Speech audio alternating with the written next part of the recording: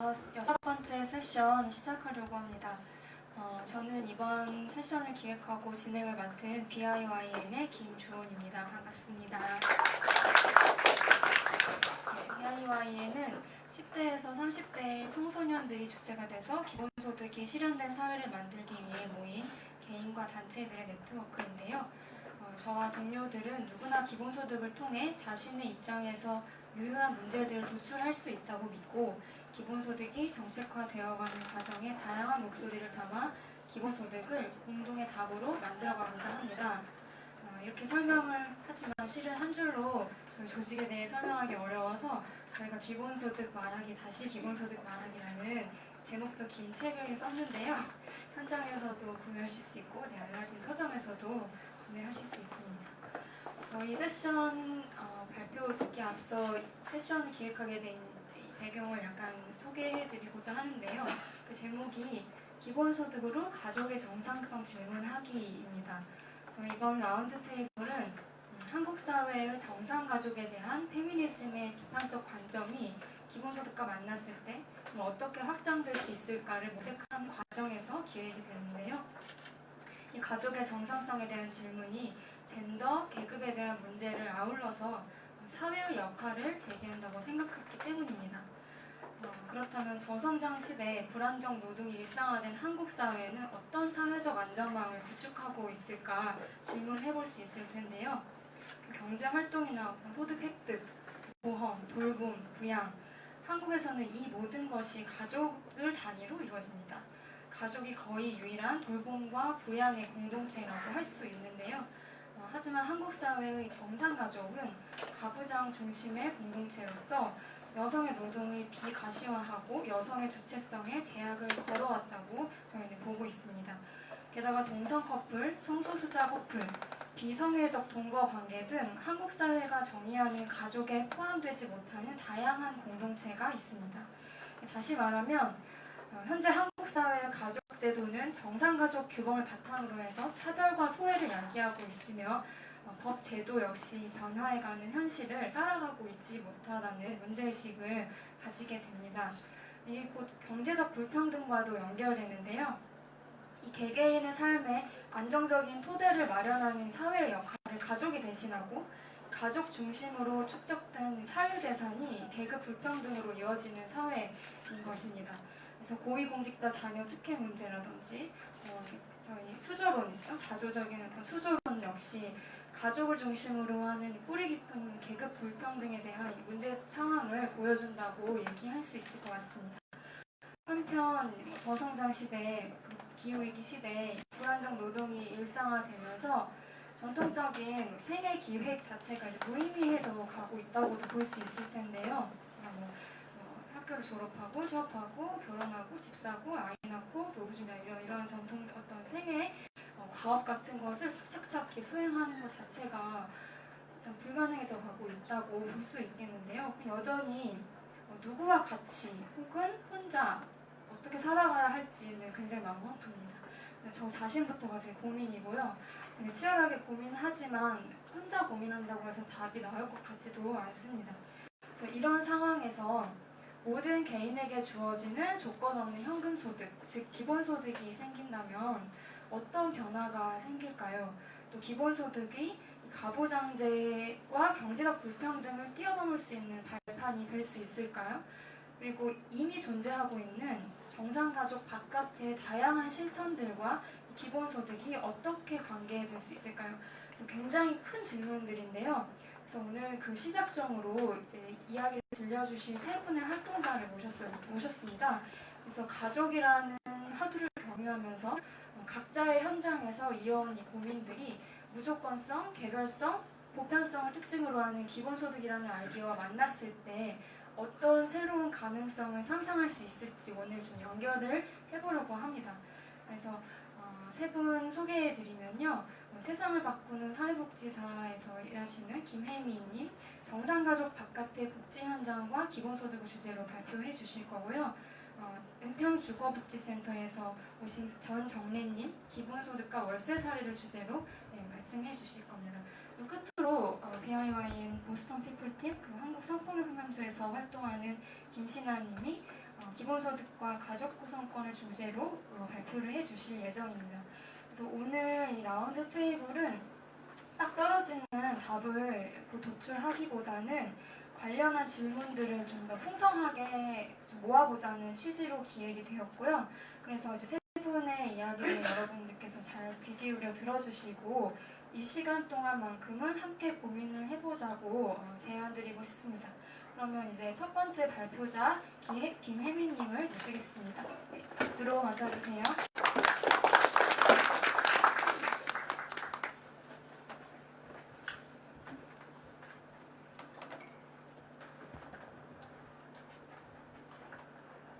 네, 안녕하세요. 소개받은 세상을 바꾸는 사회복지사 김혜미라고 합니다. 저희 단체를 간단하게 잠깐 소개드리면 저희는 사회복지사로 구성된 시민사회단체이고요. 사회정책 개혁운동을 주로 하고 있습니다. 그래서 오늘 그런 이야기, 현장에서 어떻게 정상가족 바깥의 사람들이 살고 있는지, 어떤 복지적인 변화가 필요하고 이들에게 기본소득이 지급되었을 때 어떤 새로운 시나리오를 예상할 수 있을지 한번 같이 논의하고 질문 나눠보려고 합니다. 네, 그래서 저는 오늘 정상가족 바깥의 복지현장과 기본소득에 대해서 이야기할 예정이고요. 먼저 저희가 이 사이트를 다 열어서 보면 좋겠지만 시간이 없는 관계로 좀 이 사이트에 대해서 소개하고 간단히 보고 넘어가도록 하겠습니다. 복지로라는 사이트가 있습니다.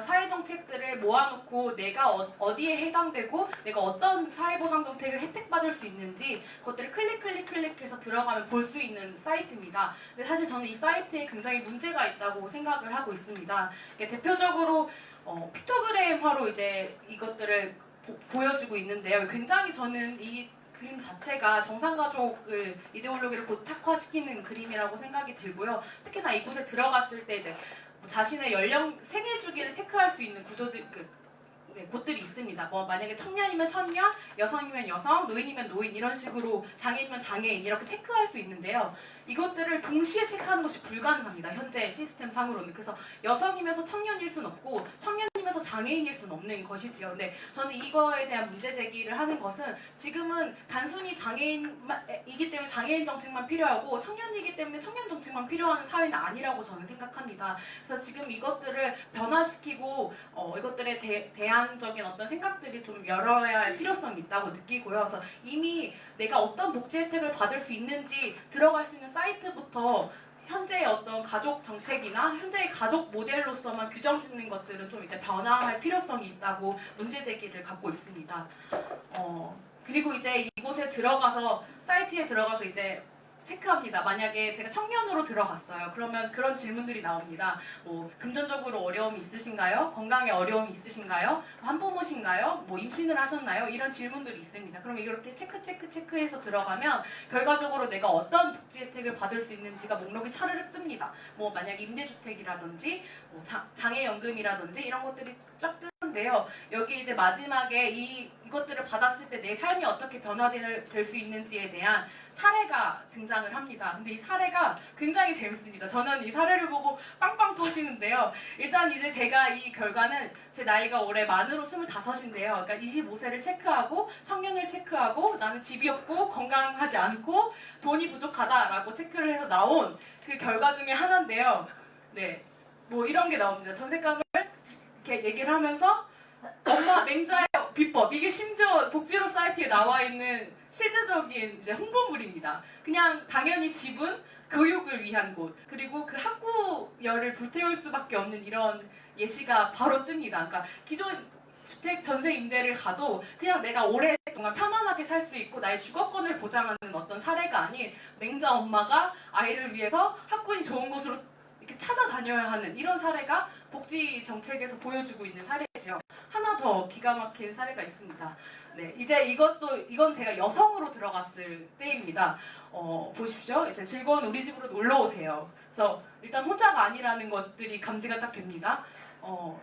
이게 되게 재밌어요. 그러니까 미소를 찾아준 그 이름 국민임대주택, 전세 계약이 다가온 박땡땡 씨, 이렇게 해서 집이 없어서 걱정인데 똑순이 아내가, 네, 제가 똑순이 아내가 돼야 하는 거죠.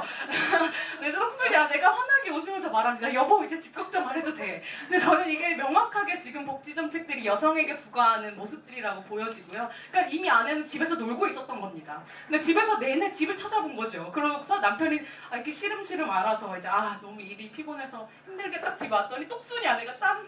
지금 여기 있어. 약간 이렇게 보여주는 이것밖에 상상할 수 없는 저는 이 현장 자체가 지금 복지 정책들을 이렇게 보여줄 수밖에 없는 현장이 정상가족 이데올로기를 고착화하고 있고 지금의 어떤 정책가들은 약간 상상력이 부족한 것이 아닌가 약간 이런 생각들을 하게 됩니다. 그래서 이 이야기를 들면 아주 재밌습니다. 뭐 치킨 한 마리 언제적 얘기입니까? 언제적 치킨 한 마리 들고 온 아버지 이 모습 진짜 언제적 얘기입니까? 네, 이런 얘기를 아직까지도 복지로라는 수억이 들어간 사이트에 사례로 들어가 있다는 것은 저는 이거는 좀 우리가 이제 변화해야 할 모습들이 아닌가를 대표적으로 보는 사이트라고 생각이 들고요.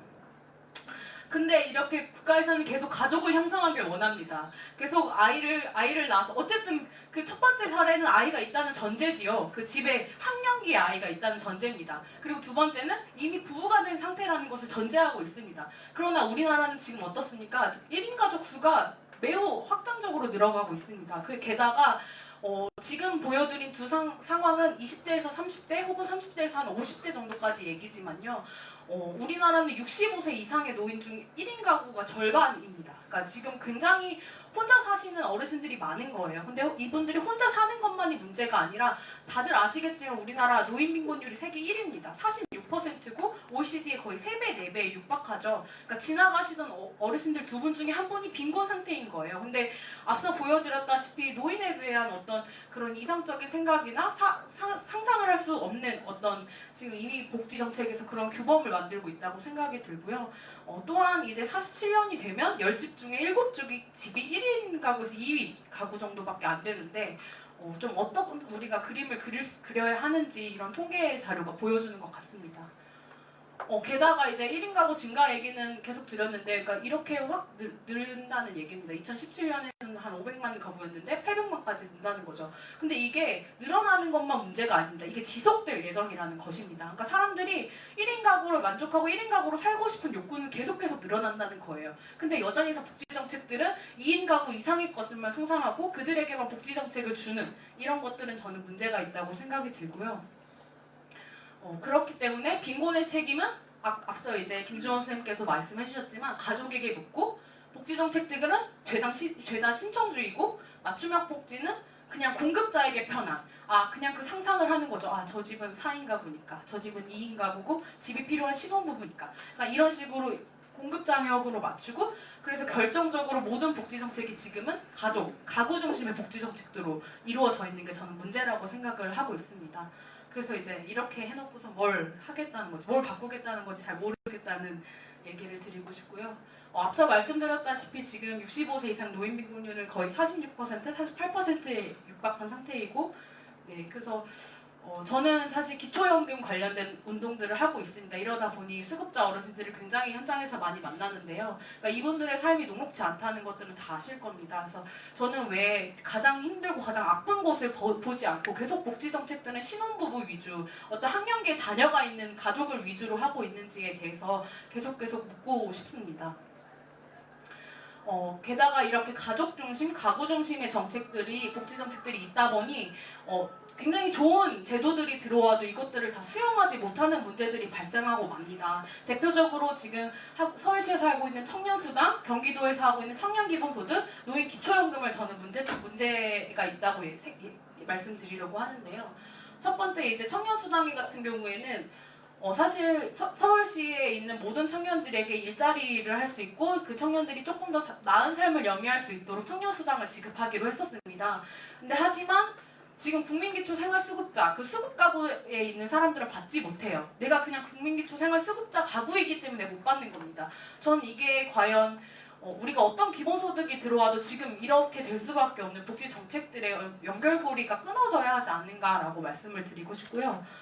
저는 청년 기본소득도 굉장히 깜짝 놀랐습니다. 이것도 지금 24세는 무조건 주겠다. 경기도에서 거주 기간만 충족시키면 모두에게 주겠다라고 얘기했지만 지금 이것도 여기에 보시면 뭐 이렇게 수급비 중지 또는 감소할 가능성이 있고 뭐 복지 담당자에게 상담을 받아라 이런 얘기가 나오는 것처럼 지금 그냥 내가 생계수급 가구이기 때문에 그 안에 포함되어 있기 때문에 내 친구는 받고 내 옆에 있는 동료들은 받느니 기본소득을 아예 받지 못하거나 기본소득을 받으면 생계급여에서 그 기본소득만큼 가백당하는 이런 일들을 지금 정부에서 하고 있는 거죠. 근데 청년 시기에만 이러는 게 아닙니다.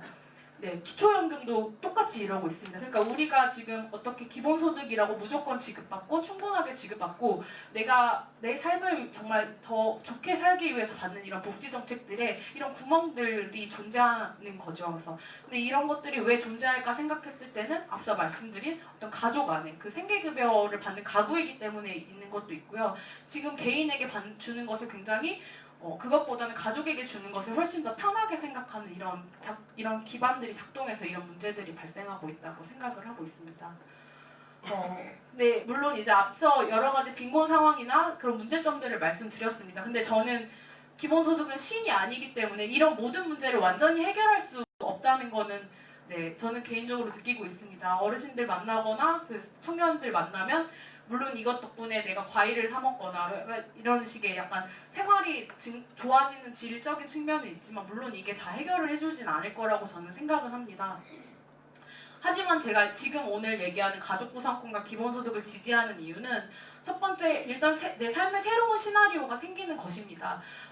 우리가 원치 않았던 선택을 할 수 있다는 겁니다. 근데 저는 이제 그 청년들이 내가 지금은 가족과 함께 살아야 하고 내가 어떤 그 가족에 굉장히 그 집에 매달려 있어야 하고 이런 것들을 좀 끊어내고 내가 좀 더 좋은 내가 더 원하는 방향의 삶을 살 수 있는 권력이 생긴다는 겁니다. 또 저는 노인의 경우에도 이런 기본소득을 통해서 좀 더 내가 뭐 쪽방에 살지 않을 권리 내가 좀 더 나은 주거에 살 권리를 저는 얻는 것이라고 생각이 들고요. 그래서 이런 새로운 시나리오가 내 삶에 생겼을 때 분명히 저는 사람들의 삶의 질이 바뀌어질 것이라고 생각이 듭니다.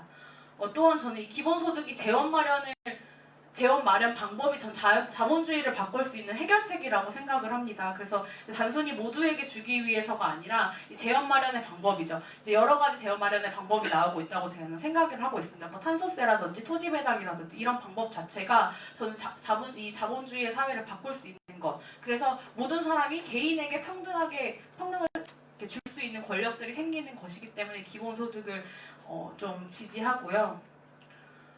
근데 이런 문제들을 다 알고 있고 이런 문제들을 해결할 수 있는 방법도 모두 알고 있는데 아무도 해결하지 않는다면 지금 우리의 절반은 결국 이렇게 살 수밖에 없다는 겁니다. 그래서 이런 미래가 없는 사회에서 어떤 것들을 상상하고 우리가 어떤 것들을 더 좋게 만들 수 있을까에 대한 고민이 저는 자꾸 생깁니다. 계속 가난을 증명해야 하고 빈곤을 내가 증명해야 하고 내가 어떤 것들에 대해서 계속 받지 못하고 이런 것들은 저는 계속 사람들에게 상대적 박탈감만 주고 살짝 배제감만 준다고 생각이 들고요.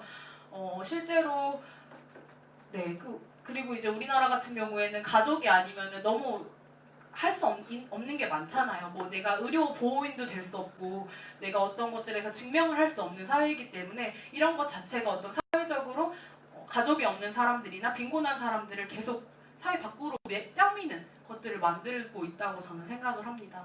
그래서 결국에 우리가 지금 이 문제를 해결하지 않는다면 네, 저는 불보듯 뻔한 사회가 될 수밖에 없다고 생각이 듭니다. 게다가 이제 도움을 요청할 사람도 없습니다. 그러니까 지금 어르신들 중에 아까 말씀드렸다시피 절반 이상이 독거노인으로 살고 계시고 그 독거노인의 대다수 분들은 빈곤 상태입니다.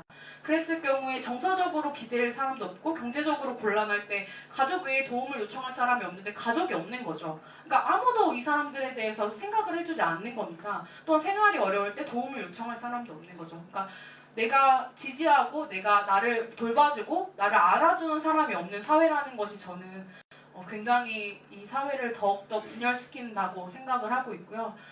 근데 만약에 생활 동반자법이나 가족구성권을 통해서 그동안 이제 가족이 없었던 사람들이 내가 좀 더 의지할 수 있는 사람이 생긴다면 전 조금 더 나은 사회가 될 거라고 생각이 듭니다. 예를 하나 들어드리고 싶은데요. 그 쪽방에 사시는 어르신들이 계십니다. 대부분 사별을 했거나 뭐 이혼을 했거나 이런 분들이 계신데요. 그냥 이제 동성이든 이성이든 내가 옆집에 살던 사람이랑 같이 가족이 되고 싶은 거예요. 그리고 뭐 내 아랫집에 살던 분이랑 같이 애인이 되고 싶은 거예요. 근데 이것들이 지금은 뭐 결혼이라는 제도 외에는 다른 것이 없기 때문에 꼭 뭔가 이 노년에 결혼을 새로 한다는 거에 대한 되게 우리나라에 안 좋은 시선들이 있잖아요. 그런 것들 때문에 못하는 거죠. 내가 그냥 같이 의지해서 살고 싶고, 그리고 만약에 가족 구성권을 통해서 생활동반자법이 생긴다면 이런 것들을 통해서 지금 현행 있는 가족제도들, 가족만 갈 수 있는 어떤 그런 임대주택들을 이용할 수 있는 거죠. 근데 지금은 그런 것들이 전혀 되지 않으니까 전 이런 문제를 좀 가족 구성권을 통한 생활동반자법 제정과 기본소득을 통해서 지금 빈곤의 문제들을 좀 완화시킬 수 있지 않을까라는 생각이 듭니다.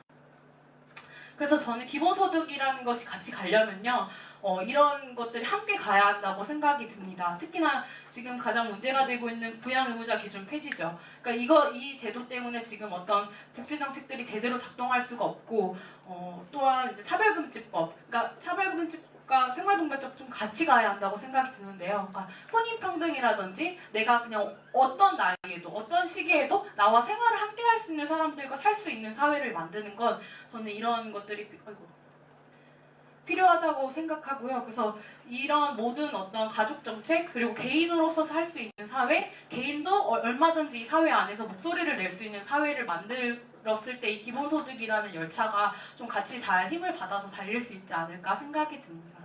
네, 감사합니다.